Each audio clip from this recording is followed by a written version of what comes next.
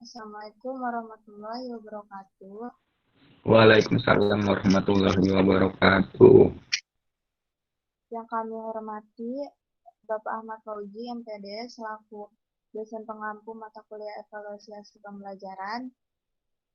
Kami dari kelompok 3, pendidikan non-formal 6C, akan mempresentasikan tentang analisis kualitas tes dan butir soal.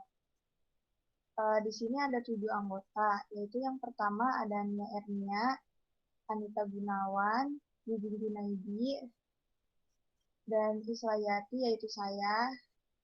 Terus selanjutnya ada Dede Firgi Alamsyah, Fikri Ramadan, dan yang terakhir ada Anissa Nursaidah. Dilanjut.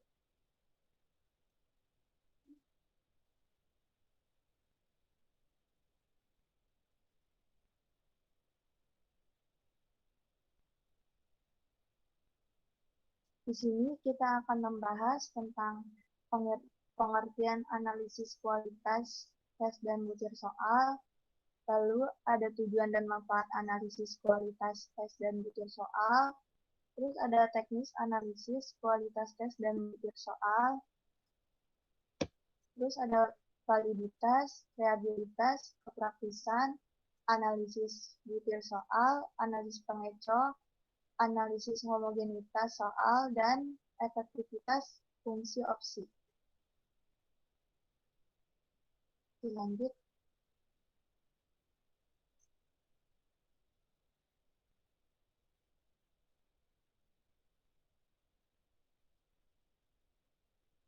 Pengertian analisis kualitas tes dan butir soal.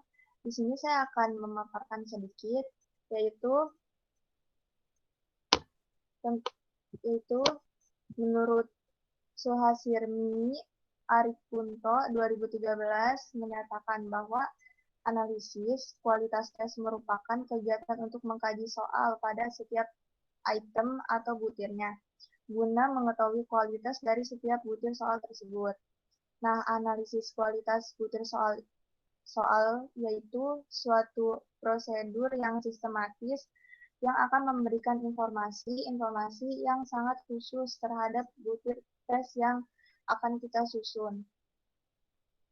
Analisis kualitas butir soal juga merupakan suatu kegiatan yang bertujuan untuk mengkaji dan mengidentifikasi setiap butir soal, guna mengetahui kualitas setiap butir soal tersebut. Hasilnya dari proses mengkaji dan mengidentifikasi yang telah dijelaskan, yaitu soal dapat digunakan untuk melakukan perbaikan dan menyempurnakan pada setiap butir soal. Dilanjut.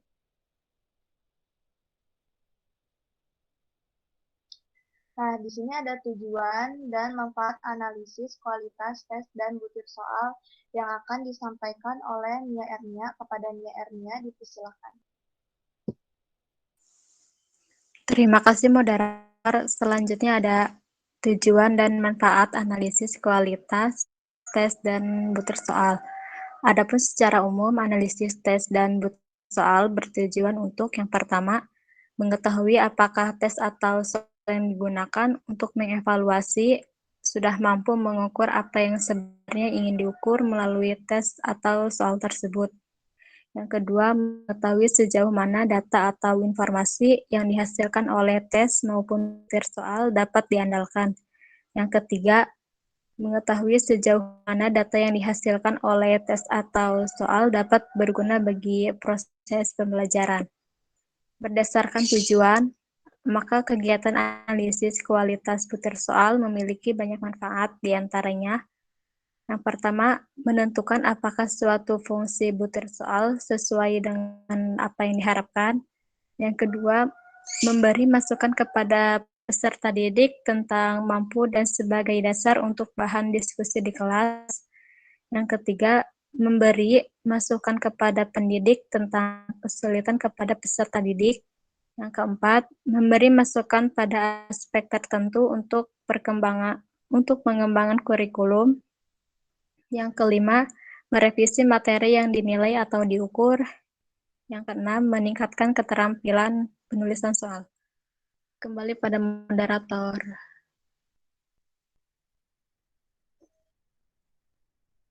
Terima kasih Mia Ernia yang telah memasarkan materi sebelumnya. Dan yang di sini ada teknis analisis, kualitas tes, dan butir soal yang akan disampaikan oleh Anita Gunawan. Kepada Anita Gunawan, dipersilakan. Ya, terima kasih kepada moderator. Izin lanjutkan, saya akan menjelaskan tentang teknik analisis kualitas tes dan butir soal. Kegiatan analisis kualitas butir soal dapat dilakukan dengan dua cara. Nah, yang pertama itu ada teknik analisis kualitas secara kualitatif, dan yang kedua itu ada teknik analisis kualitas secara kuantitatif. Analisis secara kuantitatif berkaitan dengan isi dan bentuknya. Sedangkan secara kuantitatif berkaitan dengan ciri-ciri statistiknya. Kedua teknik ini masing-masing memiliki keunggulan dan kelemahan masing-masing. Oleh karena itu, teknik terbaik dalam menganalisis kualitas butir soal adalah dengan menggunakan keduanya atau penggabungan. Selanjutnya masih tentang teknik analisis kualitas tes dan butir soal. Yang pertama, teknik analisis kualitas secara kualitatif. Ada beberapa teknik yang digunakan untuk menganalisis kualitas butir soal secara kualitatif. Di antaranya adalah teknik moderator dan yang kedua adalah teknik panel. Yang kedua ada teknik analisis kualitas secara kuantitatif. Teknik analisis ini dilaksanakan dengan menggunakan beberapa kriteria kualitas soal. Di antaranya adalah kualitas, reliabilitas, tingkat kesukaran, daya beda, dan efektivitas pembaca atau fungsi distraktor. Selanjutnya akan dikembalikan kepada moderator dan pemateri selanjutnya. Terima kasih.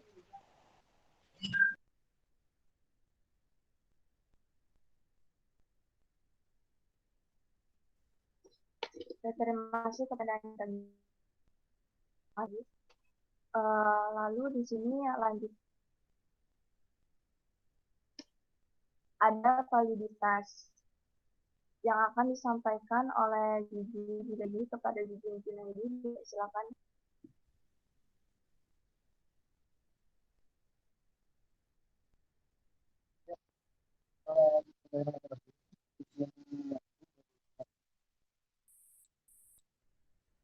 Validitas sendiri yaitu suatu konsep yang berkaitan dengan bagaimana tes telah mengukur apa yang seharusnya diukur.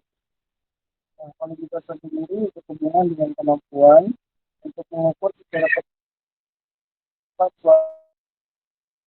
lihat adanya dua jenis validitas yang jelas, yaitu validitas logis yang mempunyai dua jenis validitas dan validitas aktif yang juga mempunyai dua jenis validitas. Maka secara keseluruhan dikenal dengan adanya 4 validitas.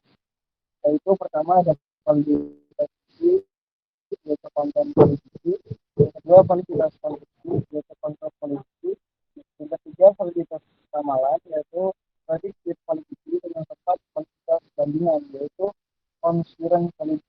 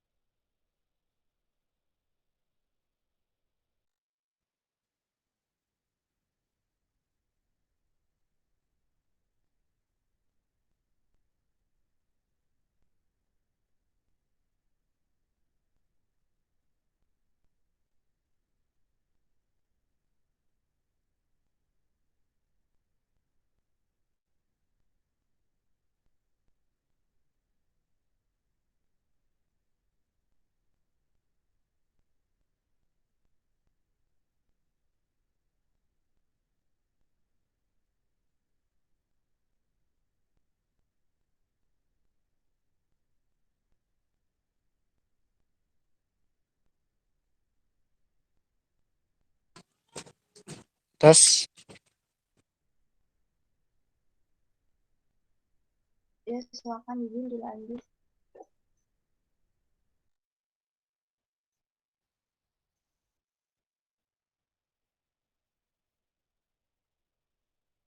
Mungkin karena terkendala sinyal. Ya, mohon maaf terkendala sinyal. Selanjutnya di sini saya akan mengulangi kembali terkait pembahasan validitas. Nah, validitas ini adalah suatu konsep yang berkaitan dengan sejauh mana tes telah mengukur apa yang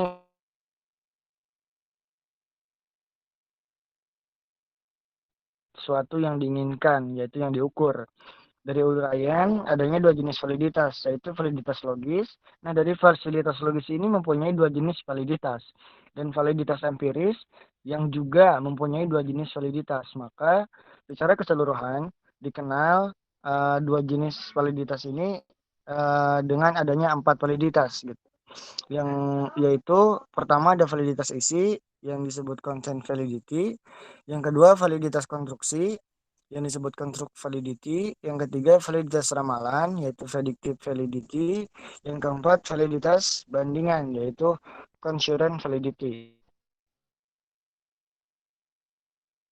Yang dimaksud dengan validitas isi itu, nah, validitas isi yaitu yang ditilik atau yang dilihat dari segi isi tes itu sendiri sebagai alat pengukur atau hasil belajar, sejauh mana tes hasil belajar sebagai alat pengukur hasil belajar peserta didik.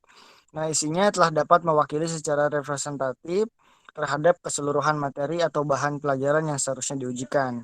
Nah, yang kedua ada konstruksi validity, yaitu validitas yang ditilik dari segi susunan atau dilihat dari kerangka atau rekaannya gitu. Yang ketiga ada validitas ramalan, yaitu kondisi yang menunjukkan seberapa jauhkah sebuah tes telah dapat dengan secara tepat menunjukkan kemampuannya untuk meramalkan apa yang bakal terjadi pada masa mendatang. Yang keempat ada validitas bandingan, yaitu kemampuan sebuah tes dalam kurun waktu yang sama dengan secara tepat telah mampu menunjukkan adanya hubungan searah antara tes pertama dengan tes berikutnya. Validitas bandingan juga dikenal dengan istilah validitas sama saat atau validitas pengalaman atau juga bisa disebut validitas ada sekarang. Next. Nah, selanjutnya ada rehabilitas. Untuk rehabilitas, ini merupakan derajat konsistensi suatu instrumen. Suatu tes dapat dikatakan reliable apabila selalu memberikan hasil yang sama, bila diteskan pada kelompok yang sama, pada kesempatan yang berbeda. Nah, menurut perhitungan product moment, ada 3 macam rehabilitas, yaitu koefisien stabilitas, yang kedua koefisien ekuivalen, dan yang ketiga koefisien konsistensi internal. Nah, untuk pembahasan selanjutnya dikembalikan kepada moderator. Terima kasih.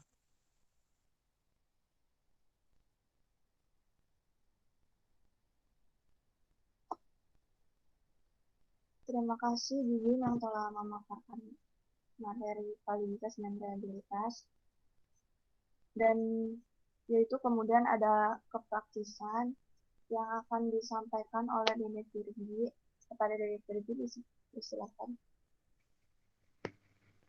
Ya, terima kasih kepada moderator.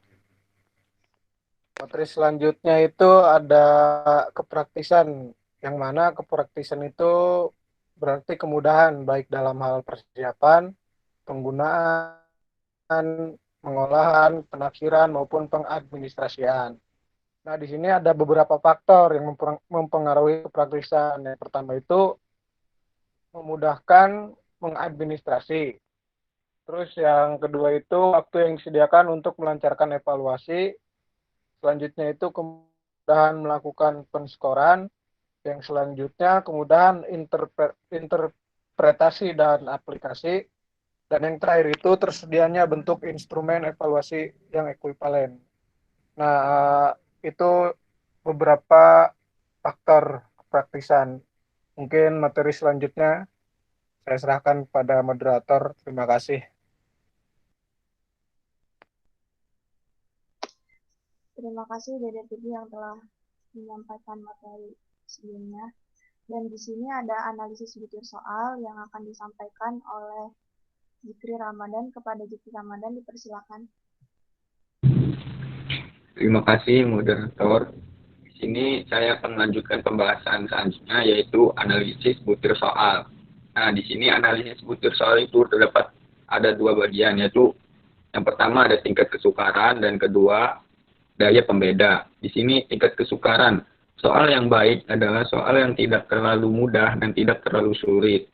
Menurut Suharsini Arikunto 2013. Soal yang terlalu mudah tidak dapat merangsang siswa untuk mengembangkan kemampuannya dalam memecahkan soal tersebut.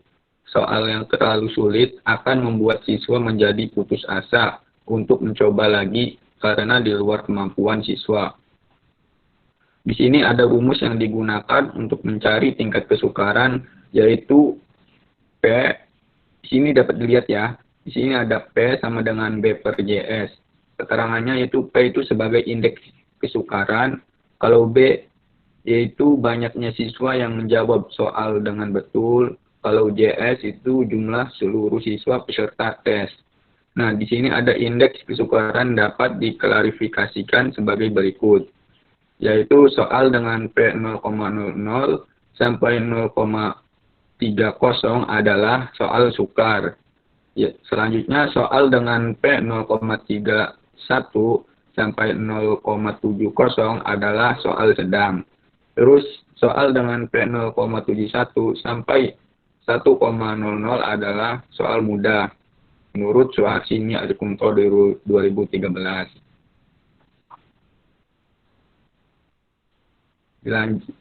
Nah, selanjutnya itu ada daya pembeda. Daya pembeda merupakan kemampuan pada setiap butir soal untuk membedakan antara siswa yang mempunyai kemampuan tinggi dan kemampuan rendah. Menurut Daryanto 2008. Didukung dengan pendapat Zainal Arifin yang merupakan bahwa perhitungan daya pembeda adalah pengukuran sejauh mana suatu butir soal mampu membedakan peserta didik yang sudah menguasai kompetensi dengan peserta didik yang belum atau kurang menguasai kompetensi berdasarkan kriteria tertentu. Perhitungan daya pembeda dibedakan antara kelompok kecil dan kelompok besar. Kelompok kecil merupakan kelompok yang terdiri dari kurang dari 100 orang. Sebaliknya, kelompok besar adalah kelompok yang terdiri dari 100 orang. Lebih dari 100 orang.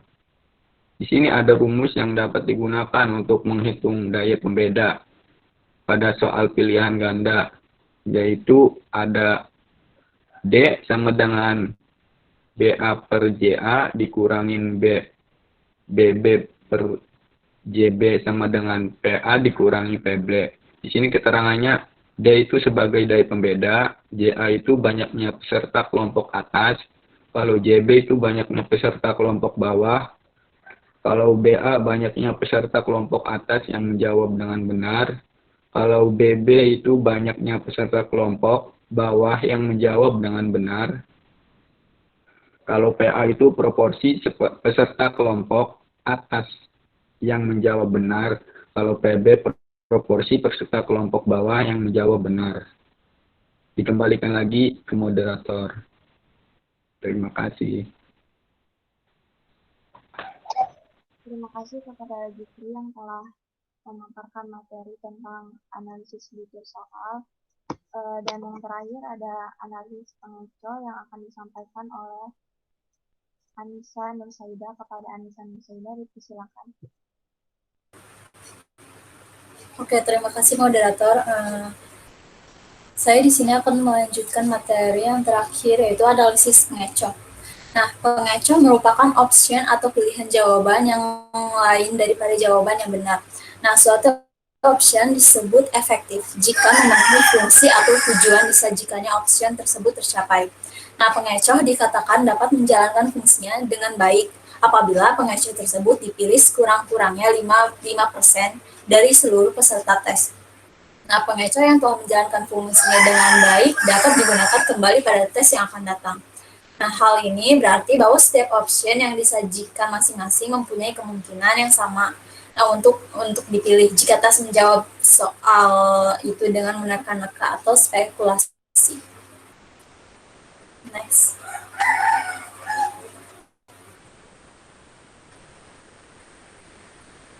Nah, yang terakhir ada efektivitas fungsi opsi. Nah, setelah meningkatkan kesukaran soal, daya pembeda, homogenitas, dan analisis pengecoh dihitung. Nah, selanjutnya perlu diketahui pula apabila suatu opsi dari setiap soal berfungsi secara efektif atau tidak. Nah, untuk itu dapat digunakan langkah-langkah sebagai berikut. Nah, yang pertama itu menentukan jumlah peserta didik atau sama dengan N. Lalu menentukan jumlah sampel baik untuk kelompok atas maupun kelompok bawah, yaitu 27% kali N. Lalu membuat tabel pengujian efektivitas opsi. Terus menghitung jumlah alternatif jawaban yang dipilih peserta didik, baik untuk kelompok atas maupun kelompok bawah. Lalu menentukan efektivitas fungsi opsi dengan kriteria. Yang pertama itu ada opsi kunci. Nah, opsi kunci ini, yang pertama di dalam opsi kunci itu ada jumlah pemilih kelompok atas dan bawah antara 25% sampai 75%. Nah, selanjutnya ada jumlah pemilih kelompok atas harus lebih banyak daripada pemilih kelompok bawah. Selanjutnya ada opsi pengecoh. Yang pertama itu ada jumlah pemilih kelompok dari atas dan bawah tidak kurang dari 25%. Nah, selanjutnya jumlah pemilih kelompok bawah itu harus lebih besar daripada kelompok atas. Mungkin sekian dari materi yang terakhir. Terima kasih, moderator. Kembali kepada moderator.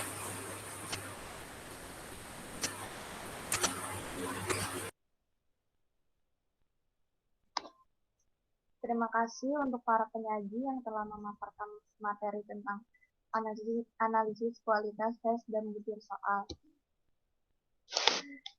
Cukup sekian dari kelompok kami, kurang lebihnya mohon maaf. Wassalamualaikum warahmatullahi wabarakatuh. Waalaikumsalam warahmatullahi wabarakatuh.